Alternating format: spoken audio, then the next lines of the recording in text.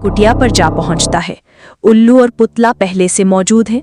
लगता है तूने अच्छाई के रास्ते को चुना। चलो अच्छा है, अब देख तेरे साथ क्या हो। अर्नव अपनी पुरानी लकड़ी की नाव में बैठा है, जाल फेंकने की तैयारी कर रहा है। सूरज की पहली किरणें पानी पर नाच रही हैं। गांव में एक अजीब सी खामोशी और उदासी छाई हुई है। संजय धीरे धीरे नदी के किनारे आता है। उसके कंधे झुके हुए हैं। अर्नव, तू अभी भी यहाँ है? संजय, जहां पानी है वहां मछली होगी, और जहां उम्मीद है वहां जीवन होगा। ये गंगा कभी पूरी तरह नहीं सूख सकती। ये तेरी सिर्फ बातें हैं। मुझे तो लगता है तेरी तकदीर में बस यही नाव और सूखा जाल लिखा है। देख, हर कोई तेरी हंसी उड़ाता है। तुझे पागल अर्नव कहते हैं। लोग कुछ भी कहें, मेरे अंदर एक आवाज है जो कहती है कि ये सब बदलेगा। ये सिर्फ शुरुआत है।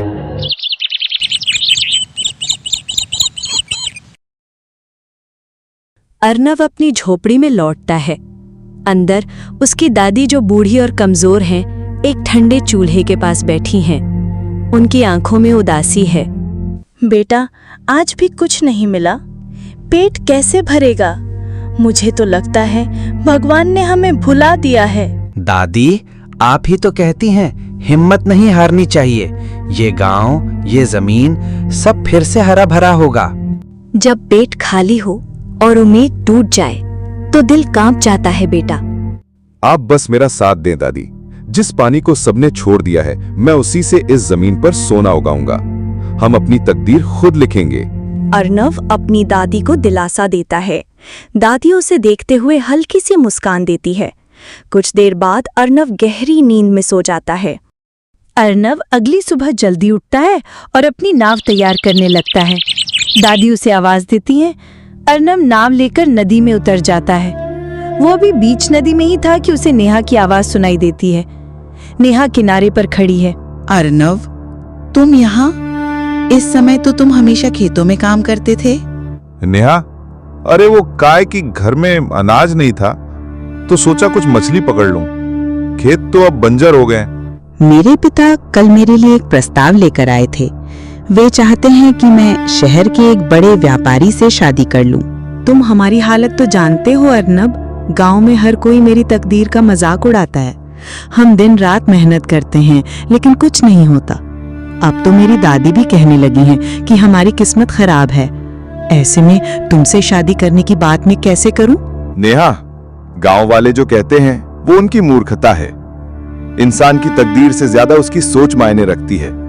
तुम्हारी सोच साफ है, तुम्हारा दिल सच्चा है।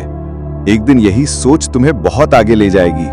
नेहा की आंखों में हल्की सी उम्मीद की किरण जगती है। वो मुस्कुराती है और अर्नब को आशीर्वाद देकर घर लौट जाती है। अर्नब नाव में बैठा रहता है, लेकिन इस बार उसके मन में कुछ और ही विचार चल रहे थे। अर्नब नाव में बैठा बुदबुदा रहा है।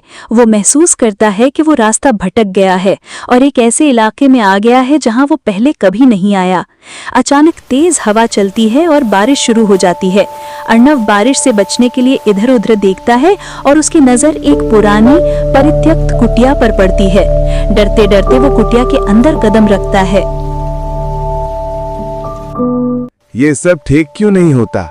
इतनी मेहनत करता हूँ, दुआएं भी मिलती हैं, फिर भी हर बार सब बिगड़ क्यों जाता है? हे भगवान, ये क्या मुसीबत है? अब बारिश भी। ये तो शायद वही कुटिया है जिसके बारे में कहा जाता है कि यहाँ से अजीब अजीब आवाजें आती हैं। हे भगवान, ये तो बरसों से वीरान पड़ी है। बस कुछ देर बैठूंगा, उसके बाद बारिश रुकते ही यहाँ से चला जाऊंगा। जैसे ही अर्नब कुटिया के अंदर कदम रखता है, उसकी आंखें फटी की फटी रह जाती हैं। अंदर का दृश्य बाहर से बिल्कुल अलग है। यह किसी ऋषि के आश्रम जैसा सजा हुआ है। अर्नब की नजर एक कोने की ओर जाती है जहां से कुछ आवाजें आ रही हैं। वह उस कोने की ओर बढ़ता है और सामने का दृश्य देखकर चौंक जाता है। एक पिंजरे में एक उल्लू और उसके बगल में एक पुतला। है? ये क्या है? एक बड़े से पिंजरे में उल्लू बंद है और ऊ के बगल में एक अजीब सा पुतला भी है। उल्लू और पुतला साथ साथ। बड़ी विचित्र बात है। ये वीरान कुटिया में ये दोनों क्या कर रहे हैं? आखिरकार तू आ ही गया अर्नव, लेकिन तूने आने में देर कर दी। तो क्या हुआ? अगर सुबह का भूला शाम को घर आ जाए तो उसे भूला नहीं कहते। हैं, जो कैसे संभव है? तुम तो एक उल्लू हो। तुम इंसानों की भाषा में कैसे बात कर सकते हो? और जीजी पुतला भी ये कैसे इंसानों की भाषा में बात कर रहा है? हम दोनों इंसानों की भाषा में क्यों और कैसे बात कर रहे हैं, इसका रहस्य तुझे कुछ देर बाद पता लग जाएगा। हम ये तुझे अभी नहीं बता सकते, पर इतना जरूर बता सकते हैं कि हम दोनों को एक वरदान प्राप्त है। इस कुटिया में कोई नहीं आता। तू पहला मनुष्य है जो यहाँ आया है, और तू बड़ा तकदीर वाला भी है। का मतलब? मेरे दोस्त, डर मत, हम तेरा कोई नुकसान नहीं करेंगे। अब मेरी बात ध्यान से सुन। मुझे वरदान मिला है कि मैं इंसान को सही राह दिखा सकता हूँ, और मेरे दोस्त पुतले को वरदान मिला है कि वो इंसान को विनाश की राह दिखा सकता है। का मतलब? अरे भाई, मतलब ये है कि हम किस्मत तो नहीं लिखते, पर हम ऐसे मौके जरूर दिखाते हैं जिससे किस्मत बनाई जा सकती है। एक राह भलाई की और एक राह बर्बादी की। जो तू चुनेगा उसी से तेरी किस्मत बनेगी। हाँ, तुम्हारी कुछ कुछ बातें तो समझ में आ रही हैं और कुछ तो बिल्कुल ही ना आ रही। हम समझाते हैं। देखो, आज अमावस्या है और हर अमावस्या की रात को हम दोनों तुझे एक एक रास्ता दिखाएंगे। तू जो चुनेगा वही तेरी दिशा तय करेगा। अगर मैं तुझे अच्छाई का रास्ता दिखाऊंगा तो ये पुतला तुझे उसी रास्ते पर चलते हुए उसका विपरीत परिणाम भी दिखाएगा। परिणाम विपरीत होगा और तेरे लिए वो परिणाम बुरा भी हो सकता है, और तेरा चुनाव ही तेरी किस्मत तय करेगा। अगर तू सही चुनाव करेगा तो विश्वास कर, तेरी तकदीर के सितारे पलट जाएंगे। हाँ तो ठीक है, हम तैयार हैं, चलो। तो फिर जा। तेरे गांव में एक बहुत पुरानी सूखी हुई बावड़ी है ना? हाँ हाँ, गांव के मुखिया के खेत में एक बहुत पुरानी बावड़ी है, लेकिन वो खेत तो बंजर है और वो बावड़ी भी सूखी पड़ी है। ना तो वो खेत किसी काम आ रहा है और ना वो बावड़ी। अरे बल्कि हमारे गांव के लोग तो उधर झांकने भी न जाते। लेकिन तू जा, उस बावड़ी में एक पुरानी मिट्टी का मटका है। तुझे बावड़ी के अंदर उतरना होगा, और बावड़ी के अंदर घना अंधेरा है। जब तू तलाशी लेगा तो तुझे वो मटका मिल जाएगा। उस मटके में बेशुमार रत्न और प्राचीन सिक्के रखे हुए हैं जो एक साधु के हैं। हाँ, अब वो साधु इस संसार में नहीं है। हजारों साल पहले वो इस दुनिया को अलविदा कह चुका है। उसने वो रत्न वहां छुपा कर रखे थे। तू उन रत्नों को हासिल कर सकता है और अमीर बन सकता है। अर्नब खुश हो जाता है और जाने ही वाला होता है कि तभी पुतला बोल पड़ता है। लेकिन रुक जा, अब मैं तुझे इसका विपरीत परिणाम बताता हूँ। उस बावड़ी की दीवारें बहुत कमजोर हैं क्योंकि वो बरसों से सूखी पड़ी है। जब तू मटका निकालने लगेगा ना, तब दीवार गिर सकती है। तू घायल भी हो सकता है। चोट इतनी गहरी हो सकती है कि तेरी मृत्यु भी हो जाए। इससे बेहतर एक दूसरा रास्ता बताता हूँ, सुन। तू सीधे गांव के मुखिया के घर में घुस जा। वहां एक कमरा है जिसे मुखिया बंद नहीं रखता, लेकिन उस कमरे में बहुत सारे गहने और चांदी रखी हुई है। इस रहस्य को केवल मुखिया जानता है। तू चोरी कर ले, किसी को शक भी नहीं होगा। उस कमरे में भी बहुत अधिक गहने और चांदी रखी हुई है। हम तो यहाँ से अभी जा रहे हैं, फैसला हम बाद में करेंगे। अगली अमावस्या को फिर से आऊंगा। चलो भाई। रुकिए, जाने से पहले एक बात याद रखना अर्नब, हम दोनों के रहस्य को तुम बाहर किसी को नहीं बताओगे, नहीं तो अगली अमावस्या की रात तुम चाहकर भी इस कुटिया की ओर आ नहीं पाओगे। तुम्हें ये कुटिया दिखाई नहीं देगी। अर्नब सीधे मुखिया के बंजर खेत की ओर चला जाता है। खेत की ओर जाते हुए वो बड़बड़ाता है।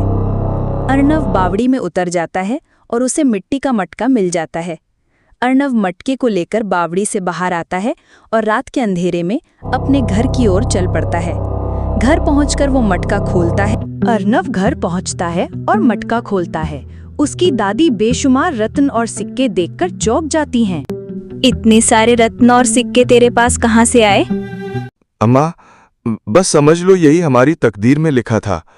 और अम्मा, विश्वास करो, तुम्हारा बेटा कभी चोरी नहीं कर सकता। मुझे पूरा विश्वास है तो कोई गलत काम नहीं कर सकता। उस दिन के बाद से अर्नव की तकदीर बदल जाती है। उसकी झोंपड़ी एक सुंदर घर में बदल जाती है।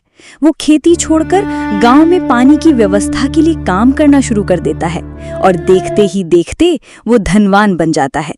गांव में एक बड़ा सा तालाब खुदवाता है जिससे बंजर जमीन फिर से उपजाऊ हो जाती है। दूसरी अमावस्या की रात पर अर्नव दोबारा उस रहस्यमयी कुटिया पर जा पहुंचता है। उल्लू और पुतला पहले से मौजूद है। लगता है तूने अच्छाई के रास्ते को चुना। चलो अच्छा है, अब देख तेरे साथ क्या होता है। अब मेरी बात ध्यान से सुन। राजा विजय सिंह अपने राज्य में एक नया राजकीय अभियंता नियुक्त कर रहे हैं जो पानी की समस्याओं को हल कर सके। तू जाकर भाग्य आजमा, भले ही कठिन हो लेकिन जा। लेकिन अगर तू वहां गया तो तुझे दरबारी अपमानित करेंगे। तू क्या करेगा? क्या वहां पर जाकर राजा की सेवा करेगा? अरे सीमा पर एक गुप्त गुफा है, वहां से प्राचीन मूर्तियों को लूट और जल्दी अमीर बन जाएगा। अर्नव उल्लू की बात मानता है और अगले दिन महल पहुंच जाता है। राजमहल के प्रांगण में उम्मीदवारों की भीड़ लगी है। राजा विजय सिंह अपने मंत्रियों के साथ आते हैं। हम आज 3 परीक्षाएं लेंगे, ज्ञान की, कौशल की और नैतिकता की। जो इन तीनों में सफल होगा वही बनेगा हमारा विशेष राजकीय अभियंता। मैं बहता हूं फिर भी स्थिर हूं। मैं जीवन देता हूं फिर भी मुझे देख नहीं सकते। मैं हूं तो सब है, मैं नहीं तो कुछ नहीं। मैं क्या हूं? हाँ, हर बात बहती है, जीवन देती है। उत्तर है जल। बिल्कुल सही। अगली परीक्षा। अर्नव को एक नक्शा दिया जाता है जिसमें एक बंजर जमीन पर पानी लाने का तरीका बताना है। अर्नव तुरंत एक विस्तृत योजना बनाता है जिसमें तालाब, नहरें और जल संरक्षण के तरीके शामिल हैं। मंत्री उसकी योजना देखकर प्रभावित होते हैं। इसने तो कर दिखाया, शाबाश। राजा की आज्ञा से उम्मीदवारों को एक भूखे और प्यासे बच्चे को पानी और खाना देने को कहा जाता है। उन्हें ये भी बताया जाता है कि ये उनकी आखिरी परीक्षा है और वे जीत गए हैं, इसलिए वे ये काम ना करें। अर्नव बिना सोचे समझे बच्चे को पानी और खाना देता है, जबकि बाकी उम्मीदवार परीक्षा जीतने के लालच में बच्चे को नजरअंदाज कर देते हैं। तीनों परीक्षा में जिसने विजय पाई वो अर्नव है। हम इसे राज्य दरबार का राजकीय अभियंता नियुक्त करते हैं। जय हो राजा विजय सिंह की सेवा में हम सदा समर्पित हैं। महाराज की जय हो। इस तरह अर्नव ने दूसरी अमावस्या पर भी अच्छाई का रास्ता चुना और उसके जीवन ने एक और मोड़ ले लिया। गांव वालों की सोच बदल जाती है। अरे भाई, अर्नव तो अब तकदीर वाला बन गया रे। जैसी तकदीर पलटी है वैसी शायद किसी की पलटे। प्रणाम माताजी, प्रणाम। अब अगर आपकी अनुमति हो तो मैं अपनी पुत्री नेहा का विवाह अर्नव से करना चाहता हूं। यह हमारे लिए सौभाग्य की बात होगी। हर पिता यही तो चाहता है कि उसकी पुत्री किसी तकदीर वाले के साथ ब्याही जाए। हाँ, तकदीर भी कैसे कैसे खेल दिखा रही। जो कभी मेरा नाम नहीं सुनना चाहता था वो आज अपनी बेटी का हाथ मेरे हाथ में देना चाहता है। कुछ ही दिनों में विवाह संपन्न हो जाता है। नेहा अर्नव की अर्धांगिनी बन जाती है। विवाह के कुछ समय बाद नेहा अर्नव से बात करती है। तुम अचानक इतने धनवान कैसे बन गए और राजा चंद्रसेन से इतनी नजदीकी कैसे हो गई? ना नेहा, हम तुझे चाहकर भी नहीं बता सकते। अरे बस तुम इतना जान लो कि ये सब ईश्वर की कृपा से हुआ है। हमने कोई गलत काम नहीं किया। अब मैं दोबारा कभी नहीं पूछूंगी। मुझे तुम पर पूरा भरोसा है। समय बीतता जाता है, लेकिन अमावस्या की रात अर्नव को फिर से उल्लू और पुतले की याद आती है। उस रात कुछ खींचता हुआ उसे कुटिया की ओर ले जाता है। कुटिया की दहलीज पर कदम रखते ही दीवारें कांप उठती हैं। अंदर बैठा उल्लू और पुतला अर्नव को देखकर चौंक उठते हैं। हमें लगा था कि अब तो तू हमें भूल गया होगा। तेरी तकदीर बदल चुकी है। अरे ऐसा कैसे हो सकता है? मैं भला तुम दोनों को कैसे भूल सकता हूँ? लेकिन आज मैं किसी इच्छा से नहीं आया। मैं आज ये जानने आया हूँ कि तुम दोनों आखिरकार हो कौन। हाँ, अब वक्त आ गया है सच्चाई बताने का और हमारे श्राप से मुक्त होने का। तू हर बार भले रास्ते पर गया, इसी वजह से हमें आजादी मिल रही है। हम तो बस रास्ता दिखाते हैं। भगवान ने हमें यही हक दिया है। चुनाव तेरा, लेखा जोखा उसका। तू है तकदीर वाला क्योंकि तूने सही चुना। तो क्या तुम सच में हमारी मदद कर रहे थे या हमें भटका रहे थे? हम इस कुटिया के श्राप हैं। सुनो, 100 साल पहले यहाँ के राजा ने तकदीर पर शोध करने की ठानी थी। उसने सोचा कि अगर इंसान की आत्मा में प्रवेश किया जाए तो उसकी तकदीर की रेखाएं देखी जा सकती हैं। और फिर राजा ने मंत्र रचे, लेकिन ईश्वर नाराज हो गए। राजा तो खत्म हुआ, पर उसके 2 सेवक, हम इस श्राप में फंस गए। हमारे श्राप की मुक्ति का मार्ग यही था कि हम एक मनुष्य को 2 राहें दिखाएं और वो हर बार अच्छाई की राह चुने।